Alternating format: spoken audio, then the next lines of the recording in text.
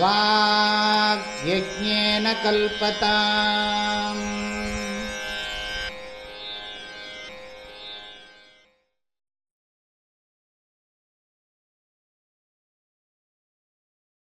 இதः கோன்வஸ்தி மூಢாத்மா யஸ்து ஸ்வார்த்தே பிரமாத்யதி. துர்லபம் மானுஷம் தேஹம் பிராப்ய தத்ராபி பௌருஷம். இதः கோன்வஸ்தி மூಢாத்மா யஸ்து ஸ்வார்த்தே பிரமாத்யதி. துர்லபம் மானுஷம் தேஹம் பிராப்ய தத்ராபி துர்பௌருஷம்.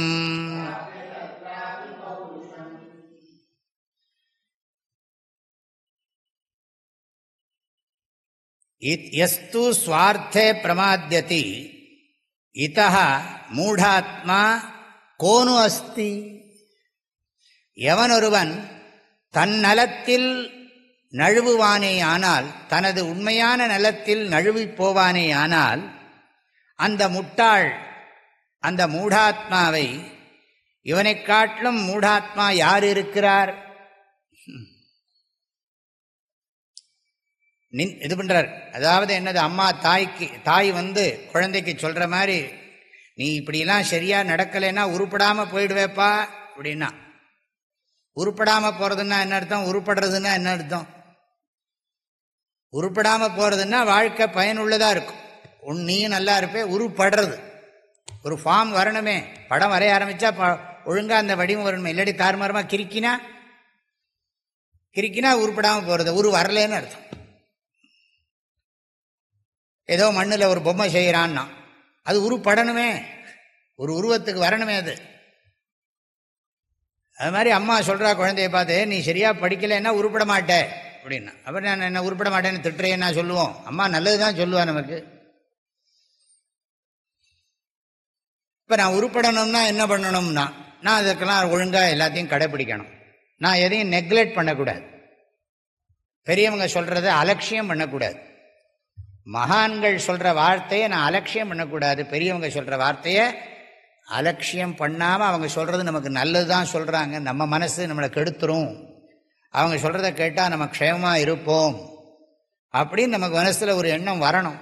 மூத்தோர் சொல் அமிர்தம்னா, பெரியவங்களுடைய அனுபவமான வார்த்தைகள் அமிர்தம் மாதிரி, அது நமக்கு நல்லதை செய்யும்னு நம்பி அவங்க வார்த்தையை கேட்கணும். எல்லாம் எனக்கு தெரியும்னா அப்புறம் அவஸ்தைப்படுற போது எனக்கு யாராவது வரமாட்டாங்களான்னு தேடும் நிம்மதிக்கு.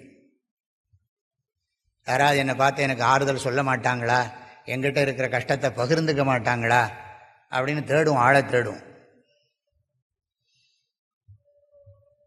ஆக இவனை காட்டிலும் கோனு, இதஹான்னா அர்த்தம் இதை காட்டிலும்,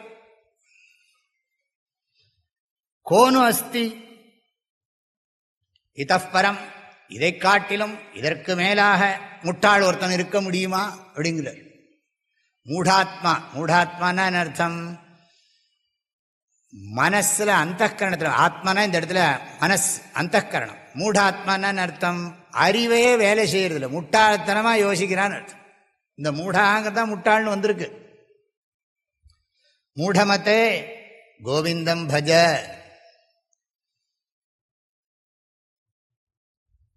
நம்மளை மனசை பார்த்து நம்ம சொல்றோம், ஓ மூடமதியே, ஏன் இப்ப பார்த்தாலும் பணத்தையும் பெண்ணையும் பொண்ணையும் மண்ணையுமே தியானம் பண்றையே. ஓ மனசே, நீ எப்பவும் பகவானை தியானம் பண்ணு, ஆத்ம ஞானத்தை அடைஞ்சு ஆனந்தமா இரு. மனசை பார்த்து அதுதானே சொல்றோம். மானச சஞ்சரரே பிரம்மணி மானச சஞ்சரரே. ஓ மனமே, நெஞ்சே நீ நினையாய். அப்படி நம்மளே நம்ம மனசுக்கு சொல்லிக்கிறோம்.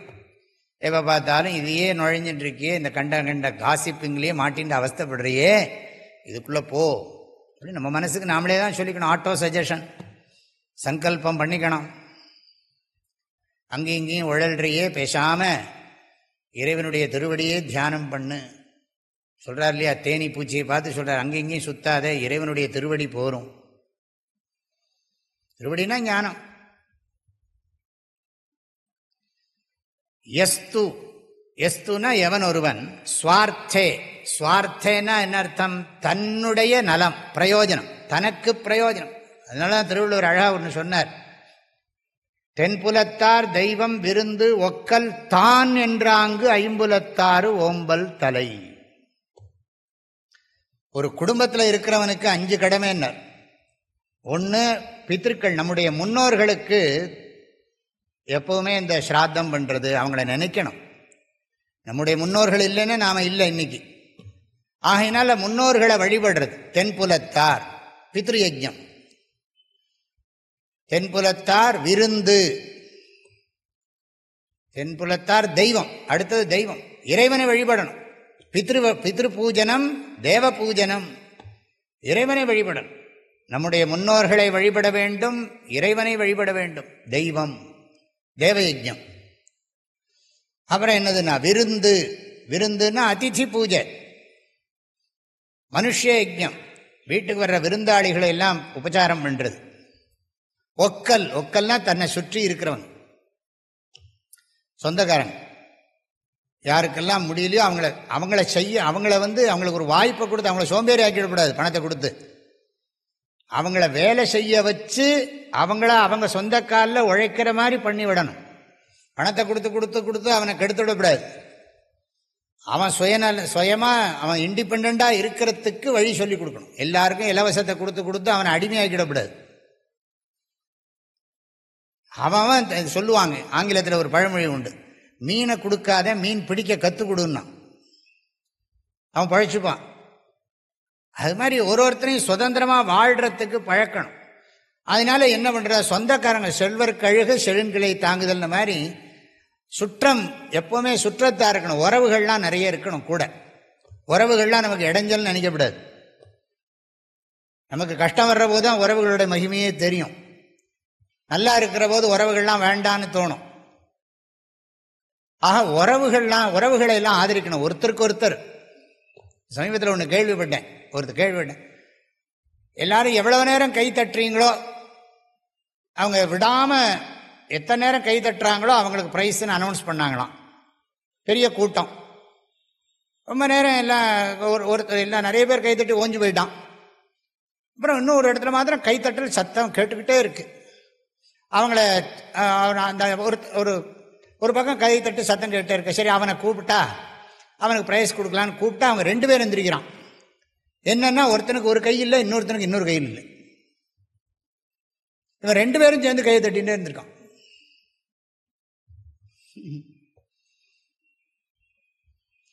ரெண்டு பேரும் சேர்ந்து கையை தட்டுறதுனால, அதாவது வாழ்க்கையில் இதுல எல்லாம் எத்தனையோ பாடம் இருக்கு. கையில்லாட்டி என்ன, அவனுடைய தன்னம்பிக்கை அது காட்டுறது. அவங்களுடைய தன்னம்பிக்கை அது காட்டுகிறது. அது மாத்திரமில்லை, ஒன்றுபட்டால் உண்டு வாழ்வுங்கிறதெல்லாம் காட்டுறது. அதை எதுக்கு சொல்றேன், உறவுகள் வேணும், மனுஷா வேணும். ஆசிரமம்னா சாமியாராக இருந்தாலும் குடும்பமெல்லாம் வேண்டானாலும் 4 மனுஷா இருந்தால் தானே விளக்கு பூஜையை நடத்த முடியும், காரியத்தை நடத்த முடியும், ஆசிரமத்தை நடத்த முடியும். பணம் கொடுக்குறோங்கிறது மாத்திரம் முக்கியம் இல்லை. காரியம் நடக்கணும்னா மனுஷாலாம் வேணும். வெறும் பணத்தால் மாத்திரம் எல்லாத்தையும் சாதிச்சிட முடியாது.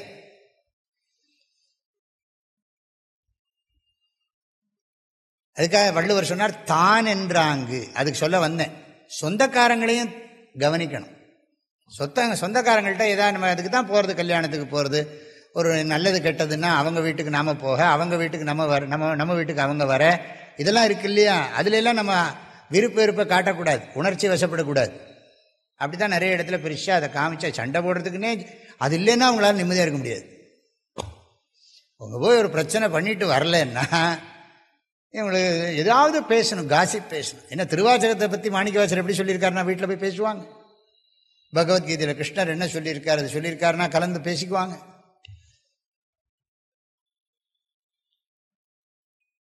ஆக தென்புலத்தார் தெய்வம் விருந்து ஒக்கல், ஒக்கல்னா சுற்றத்தார். தான் என்றாங்கு, தன்னையும் கவனிச்சுக்கணும், தன்னோட ஆரோக்கியத்தை கவனிச்சுக்கணும். முதல்ல இதை நெக்லெக்ட் பண்ணக்கூடாதுன்னு அர்த்தம். பிரமாதகான்னா நெக்லெக்ட் பண்ணுறது. என்னதுன்னா நான் உடம்பை பார்த்துக்கிறது. இவர் ஆன்மீகத்தில் ரொம்ப உயர்ந்துட்டேங்கிறதுக்காக நான் உடம்பெல்லாம் கவனிக்க மாட்டேன், சாப்பிட மாட்டேன், ஒழுங்காக நான் பார்த்துக்க மாட்டேன், வைத்தியம் பண்ண மாட்டேன், மருந்தை சாப்பிட மாட்டேன், இப்படிலாம் சொல்கிறதுக்கெல்லாம் ஒரு குரூப் இருக்குது. ஓவராக விரதம் இருக்கிறது, ஓவராக அளவுக்கு மீறி உடம்பை கெடுத்துக்கிறது, அதன் மூலம் நம்ம ஏதோ ஆன்மீகத்தில் பெரிய நிலைக்கு அடைஞ்சுள்ளான்னு நினைக்கிறது.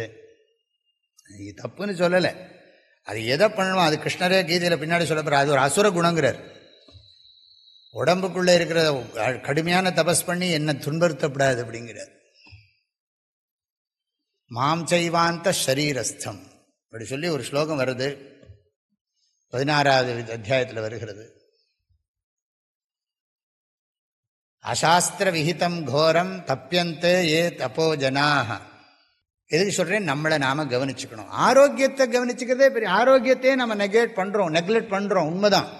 நம்ம சாப்பிட்ற போதும் மற்ற விஷயங்கள்லையும் நாம் என்ன பண்ணுறோம்னா நம்முடைய வாழ்க்கை முறையிலேயே நமக்கு கெடுதல் பண்ணிக்கிறோம். அதுலேருந்து வெளியில் வரணும்.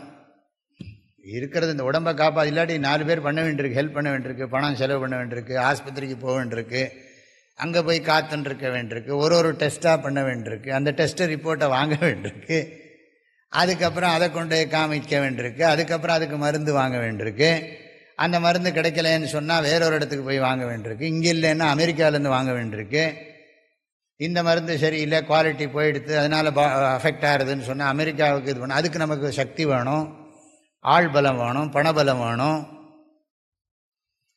அப்போ நம்ம முதலே கவனிச்சுட்டா நல்லா தான் இருக்கும்னு தெரிகிறது.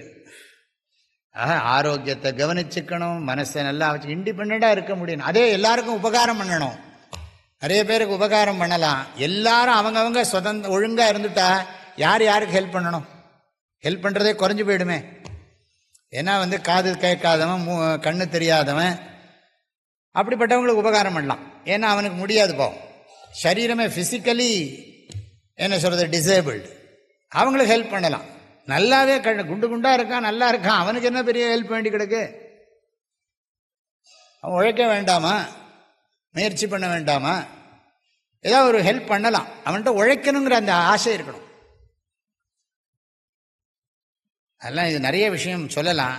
எவன் ஒருவன் இந்த கான்டெக்ட்ல என்ன அர்த்தம்னா, எவன் ஒருவன் தன்னுடைய மோட்சத்துக்கு முயற்சி பண்ணவில்லையோ, மோட்ச விஷயத்தில் என்னது கவனக்குறைவாக இருக்கிறானோ, இந்த உடம்புல இருந்து ஜீவன் போயிடுத்துனா மறுபடியும் ஜென்மா எடுக்கணுமேங்கிற பயம் வரணும்.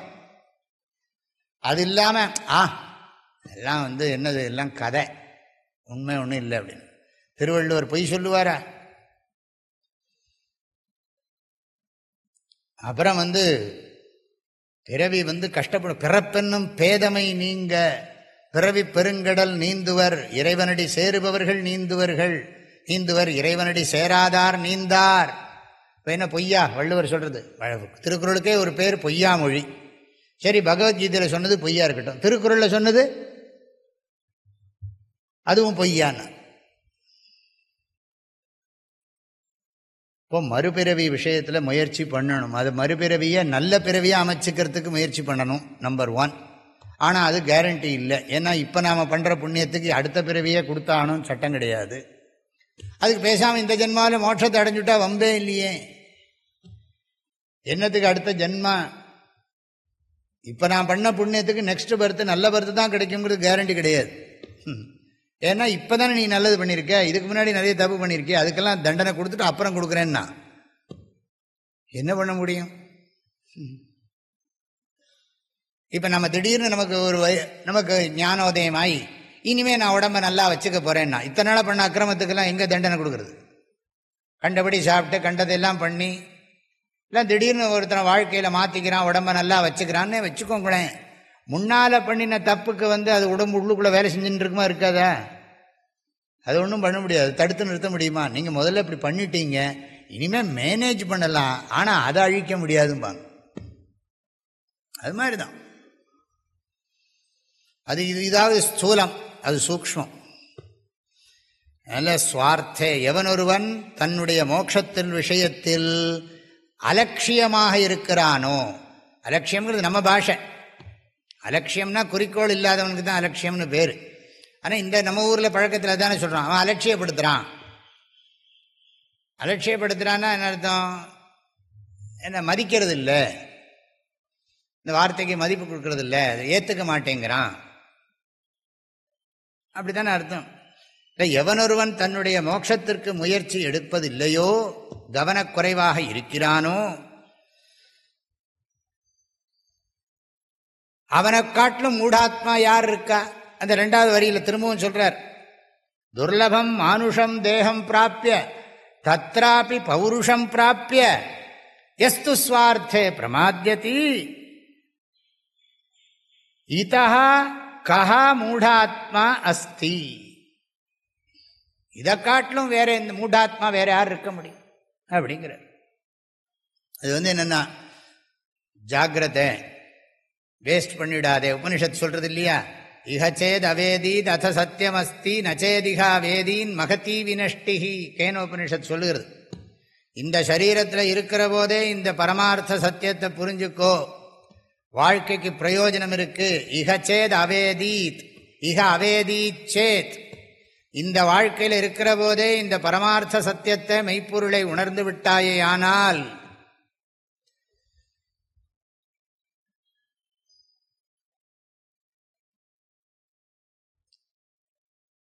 அத சத்தியம் அஸ்தி, அந்த உன்னுடைய வாழ்க்கைக்கு பயன் உண்டு. நச்சேதிகா வேதீத், நீ இதை தெரிந்து கொள்ளவில்லை என்றால் இதை நீ அலட்சியப்படுத்தி நான் இதெல்லாம் தெரிஞ்சுக்க வேண்டிய அவசியம் இல்லை, எனக்கு மோட்சமும் வேண்டாம் ஒன்றும் வேண்டாம் அப்படின்னு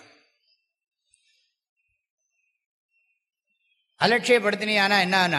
நச்சேதிகா வேதீத் மகதி வினஷ்டி. அப்புறம் நீ பின்னால வருத்தப்படுவே, ஐயோ நான் மிஸ் பண்ணிவிட்டேனே, எனக்கு அன்னைக்கு விவரம் தெரியலையே அப்படின்னு அழுது புலம்பி பிரயோஜனம் இல்லப்பா, ஜாகிரதை, கேர்ஃபுல் அப்படிங்கிறார்.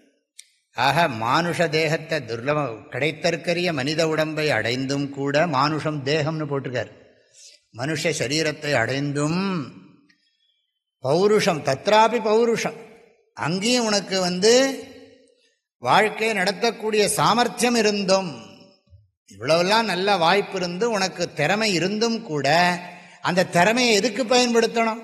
பணம் சம்பாதிக்கிறதுக்கு பயன்படுத்துறதா, உலக சுகம் அனுபவிக்கிறதுக்கு பயன்படுத்துறதா, இல்லை புண்ணியம் பண்ணுறதுக்கு பயன்படுத்துறதா, அல்லது மோட்சத்துக்கு பயன்படுத்துறதா? உன்னுடைய சாமர்த்தியத்தை, உனக்கு கொடுக்கப்பட்டிருக்கிற டைம் இவ்வளவுதான். அதிகபட்சம் போனால் 100 வயசு, அதுலேயும் 50 வருஷம் தூக்கத்தில் போயிட போகிறது. இருக்கிறது 50 வயசு, அந்த 50 வயசுலையும் 25-30 வயசு வரைக்கும் விவரம் தெரியாமல் போயிட போகிறது. அப்புறம் மிச்சம் கணக்கு போட்டு பார்த்தா 20 வருஷம்தான் இருக்குது. அந்த 20 வருஷத்துலையும் நீ பண்ணுறது மற்ற நேரமெல்லாம் போக நீ உன்னோட நேரம் எதுன்னு பார்த்தா ரொம்ப குறைவாக இருக்கும். உண்மையிலே நம்ம வாழ்கிறது கணக்கு போட்டால் 10 வருஷம் கூட இருக்காது. ஆஹா, துர்லபம் மானுஷம் தேக தத்ராபி பௌருஷம், அங்கேயும் நீ புருஷத்தன்மை, புருஷத்தன்மைன்னா நான் சொல்லிட்டேன், நீ இந்த வாழ்க்கையை நடத்துறதுக்குள்ள சாமர்த்தியம் இருக்கு, அர்த்த காம புருஷார்த்தங்களை அடையிறதுக்கு உனக்கு திறமை இருக்கு. அந்த திறமை இதுக்காக யூஸ் பண்றது, நிலையில்லாத விஷயத்துக்காகவா உன் சரீரத்தில் இருக்கிற சாமர்த்தியத்தையும் புத்தி சாமர்த்தியத்தையும் யூஸ் பண்றது? நிலையான விஷயத்துக்கு இல்லவோ உன்னுடைய புத்தி சாமர்த்தியத்தை சரீரத்தை உபயோகப்படுத்தணும். நல்லா என்ன சொல்றேன்னா, அதாவது புரிய வைக்கிறார், திரும்ப திரும்ப சொல்லி சொல்லி மனசுல பதிய வைக்கிறார். கருணை, அபார கருணை. அது கிடைச்சும் கூட இருந்தான்னா இவனை காட்டிலும் முட்டாள் எவனா இருப்பானாப்பா உலகத்துல. அதாவது மனுஷ சரீரம் கிடைச்சிருக்கு, சாமர்த்தியத்தை கொடுத்துருக்கார், கண்ணு காது மூக்கு நாக்கு தோலெல்லாம் நல்லா இருக்கு. என்னது அந்த ஸ்லோகம் இருக்கேன், யாவத் ஸ்வஸ்தமிதம் ஷரீரம் அருஜம் யாவத் ஜரா தூரதா யாவச்சேந்திரிய சக்தி அப்பிரதிகதோ யாவத் க்ஷயோ நாயுஷா ஆத்மஸ்ரேயசி தாவதேவ விதுஷா காரிய பிரயத்னோ மகான் சந்தீப்தே பவனேது கூபகனனம் பிரத்யுத்யம கீதிருஷா. இந்த சரீரத்தில் சக்தி இருக்கிற யாவத் ஸ்வஸ்தமிதம் ஷரீரம் அருஜம், இந்த சரீரம் ஸ்வஸ்தமாக இருக்கிற போதே, ஃபிட்டாக இருக்கிற போதே, இந்த நிலையில்லாத இந்த சரீரம் நன்றாக இருக்கும் பொழுதே, யாவத் ஜரா தூரதா, முதுமை வருவதற்கு முன்னமேயே, வயசான காலம் வர்றதுக்கு முன்னாலேயே, யாவத் சேந்திரிய சக்தி அப்பிரதிகதா, இந்த சக்தி உடம்புல இருக்கிற சக்தியெல்லாம் குறையறதுக்கு முன்னாலேயே, யாவத் க்ஷயோ ந ஆயுஷா, ஆயுசு க்ஷயமாறத்துக்கு முன்னாலேயே, உன்னுடைய சரீரம் போகிறதுக்கு முன்னாலேயே ஆத்மஸ்ரேயசி, உனக்கு உண்மையிலேயே நன்மையை தரக்கூடிய விஷயத்தில் விதுஷா காரிய பிரயத்னோ மகான், புத்திசாலியானவன் மகான் பிரயத்னஹா காரியா, பெரும் முயற்சி எடுத்துக்கொள்ளத்தான் வேண்டும். அப்புறம் சொல்றார் சந்தீப்த, வீடு நெருப்பு பற்றி எரியிற போது சந்தீப்தே பவனே தூ கூபகனனம், வீடு பற்றி எரியும் பொழுது கிணறு வெட்டுவது, கிணறு வெட்டுகின்ற முயற்சி எத்தகையது அப்படின்னா அர்த்தம், முட்டாள்தனமானதுன்னு அர்த்தம். வீடு நெருப்பு படித்து எரியிற போது அதை அணைக்கிறதுக்கு கிணறு வெட்டுறேன்னா, அது மாதிரி உன் வாழ்க்கையில் உனக்கு துன்பம் அதிகமாகிற போது நான் இப்போ போய் நான் தியானம் பண்ணுறேன்னா, தியானம் பண்ண முடியுமா என்ன உன்னால்? நீ முன்னாடியே ப்ரிப்பேர்டாக பண்ணி வச்சுருந்தா கன்வீனியண்ட்டாக இருக்கும். பண்ணாமல் எப்படி அது கன்வீனியண்ட்டாக இருக்கும்? அதனால தான் முதல்ல ப்ரிப்பேர்டாக இருக்கணும். லைஃப் முடியறதுக்குள்ளே லைஃப்பை பற்றி தெளிவாக தெரிஞ்சு என்ன பண்ணணுமோ அதை பண்ணணும். அதுதான் சொல்கிறார், எவனொருவன் இந்த மனித உடம்பை எடுத்து, அதிலும் சக்தியோடு இருக்கான், ஏதோ கண்ணு தெரியல காது கேட்கல எனக்கு படிக்க முடியாது, சொன்னா காதில் விழறதில்லை, என்ன சொன்னால் பரவாயில்ல, உனக்கு கண்ணு நல்லா இருக்குது, காது கேட்கறது, உடம்பு சக்தியோடு இருக்குது, ஃபிட்டாக இருக்கு, அப்போ இதை எதுக்கு யூஸ் பண்ணணும் தெரிய வேண்டாமாங்கிறார். எவனொருவன் நெக்லெக்ட் பண்ணுறானோ, இந்த வாழ்க்கையினுடைய உண்மையான குறிக்கோளை கவனக்குறைவா அலட்சியப்படுத்துகிறானோ, அவனை காட்டிலும் முட்டாள் எவன்பா இருக்கான்? ஒருத்தனும் இல்லைன்னு அர்த்தம், ஆக்ஷேபார்த்தம். அவனை காட்டிலும் முட்டாள் யார் இருக்கா? ஒருத்தனும் கிடையாது. ஆக இதோட இந்த 5 ஸ்லோகத்தோட முதல்ல மங்கள ஸ்லோகம் 2, 3, 4, 5 4 ஸ்லோகம் சொல்லியிருக்கார் மனுஷ ஜென்மாவினுடைய மகிமையை பற்றி. அதை பல ஸ்டெப்பெல்லாம் சொல்லி திரும்ப திரும்ப எல்லா ஸ்லோகத்திலையும் ரொம்ப அழுத்தமாக சொல்கிறது, மனித உடம்பை வீணாக்க கூடாது. உயிர்களாகிய நமக்கு மனுஷ சரீரம் தற்காலிகமாக கொடுக்கப்பட்டிருக்கு. தாத்தாவோட தாத்தா போயாச்சு, பேரனோட பேரங்காலத்தில் நம்ம இருக்க போகிறதில்லை. அப்போ இந்த சரீரத்தை எப்படி பயன்படுத்தணுமோ அப்படி பயன்படுத்தணும், புத்திசாலியாக வாழு அப்படிங்கிறது தான் விஷயம். இனி ஆதிசங்கரர் 6வது ஸ்லோகத்திலேருந்து தொடங்கி 6லிருந்து நான் சொல்கிறேன். அப்புறம் இந்த 6லேருந்து தொடங்கி ஞானத்தினால தான் மோக்ஷங்கிறத சித்தாந்தம் பண்ண போகிறார். ஞானாதேவத்து கைவல்யம்.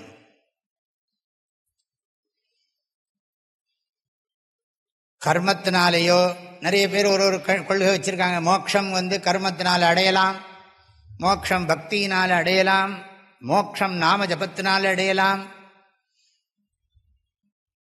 2 விஷயம் நல்லா ஞாபகம் வச்சுக்கணும். ஆக மோட்சத்துக்கு சாதனங்கள் நிறைய இருக்குதுன்னு எல்லாரும் சொல்கிறாங்க. மோட்சத்துக்கு முக்தி அடைய 300 வழிகள், 30 வழிகள், 3 வழிகள் எல்லாம் ஆளாளுக்கு சொல்லிட்டு இருக்காங்க. இந்த மோட்சஸ்வரூபம், மோட்ச சாதனமே பெரிய விசாரம் பண்ண வேண்டிய விஷயமா இருக்கு. அதை பற்றி நான் ரொம்ப யோசிச்சுட்டு இருக்கேன். நிறைய சித்தாந்திகளெல்லாம் கூப்பிட்டு ஒரு பெரிய செமினார் வைக்கிறதுக்கு பிளான் பண்ணிட்டு இருக்கேன். அதுக்கு பிரார்த்தனையும் பண்ணிட்டு இருக்கேன் தட்சிணாமூர்த்தி கிட்ட. நீங்களும் சேர்ந்து என்னோட பிரார்த்தனை பண்ணும். அதாவது விசிஷ்டாத்வைதத்தில் மோட்சஸ்வரூபம் என்ன, மோட்ச சாதனம் என்ன, துவைத சித்தாந்தத்தில் மோட்சஸ்வரூபம் என்ன, மோட்ச சாதனம் என்ன, நாம சித்தாந்தம்னு சொன்னால் நாம சித்தாந்தத்தில் மோட்சஸ்வரூபம் என்ன, மோட்ச சாதனம் என்ன, எல்லாரும் இதை சொல்கிறதுக்கு ஒரு பெரிய ஒரு மேடையில் எல்லாம் ஹெல்த்தி டீச்சிங், இது டிஸ்கஷன், ஆரோக்கியமான இது டிஸ்கஷன் கூட சொல்ல மாட்டேன், அவங்கவுங்க ப்ரெசன்ட் பண்ணணும். அதில் ஒளிவு மறைவு இல்லாமல் அந்தந்த சாஸ்திரத்தை அவரவர்கள் சொல்லணும். ஏன்னா இப்போ ரொம்ப இந்த சாஸ்திரங்கள்லாம் சரியாக தெரியாதவர்களும் நிறைய பேர் இருக்கிறார்கள்,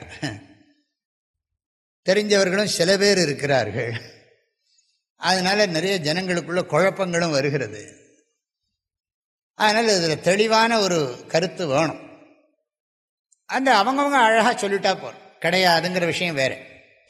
எங்கள் சித்தாந்தத்தில் மோட்சம்னா இது இப்படித்தான், அதுக்கு அர்த்தம் இப்படி தான், அந்த மோட்சத்துக்கு சாதனம் இதுதான் சொல்லுங்க, தப்பே போட்டு குழப்பப்படாது.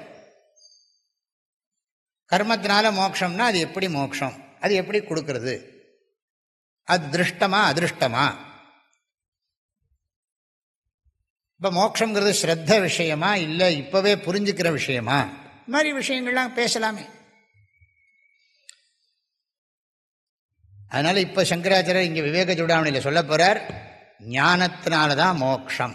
என்ன ஞானம்னா அயமாத்மா பிரம்ம, நான் பிரம்மன், எல்லாம் சர்வே ஜீவாக பிரம்மைவ, என்ன மாத்திரம் சொல்லிட்டா போறாது, எல்லா ஜீவர்களும் பிரம்மஸ்வரூபமே.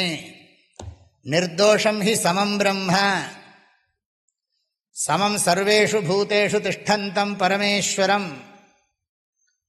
ஆகினால எல்லாம் பிரம்மமயம், ஜீவாக சர்வே பிரம்மைவ, எல்லா ஜீவர்களும் பிரம்மமே, எல்லா ஜட வஸ்துக்களும் பிரம்மமே, சேதன வஸ்துக்களும் அச்சேதன வஸ்துக்களும் பிரம்மமே. சேதனமும் அச்சேதன வஸ்துக்கள் எல்லாம் அதை ஒத்துப்பாங்க பிரம்மந்தான், ஆனால் அது மித்யா. ஜீவேஸ்வர ஜெகத், அதாவது சித்தும் அச்சித்தும் சேர்ந்திருக்கிற சரீரமும் கேவல அச்சித்து கேவல சித்து சிதச்சித்து, இப்படிலாம் நிறைய இருக்கு. டிஸ்கஷன்லாம் ஆரம்பித்தா வேறு வழியத்துக்கு போயிடும். ஆகையினால எல்லாம் சர்வம் பிரம்மமயம், பிரம்மைவ சத்தியம். அது ரொம்ப முக்கியம். பிரம்ம மாத்திரம்தான் சத்தியம். ஜீவேஸ்வர ஜெகத் மித்யா, வியாவகாரிக சத்தியம், பாரமார்த்திக சத்தியம் கிடையாது. ஜீவேஸ்வர ஜெகத் பாரமார்த்திக சத்தியம் கிடையாது அப்படிங்கிறது புரியணும். அதுக்காக ஆதிசங்கரர் இப்போ ஞானத்தினால்தான் மோட்சம்னு சொல்லணும்னா எதனாலெல்லாம் மோட்சம் கிடைக்காதுன்னு சொல்றார். இதனாலெல்லாம் மோட்சம் கிடைக்காது அப்படின்னு சொல்றார். இதः கோன்வஸ்தி மூಢாத்மா யஸ்து ஸ்வார்த்தே பிரமாத்யதி துர்லபம் மானுஷம் தேகம் பிராப்ய தத்ராபி பௌருஷம். இதः கோன்வஸ்தி மூಢாத்மா யஸ்து ஸ்வார்த்தே பிரமாத்யதி துர்லபம் மானுஷம் தேகம் பிராப்ய தத்ராபி துர்பௌருஷம்.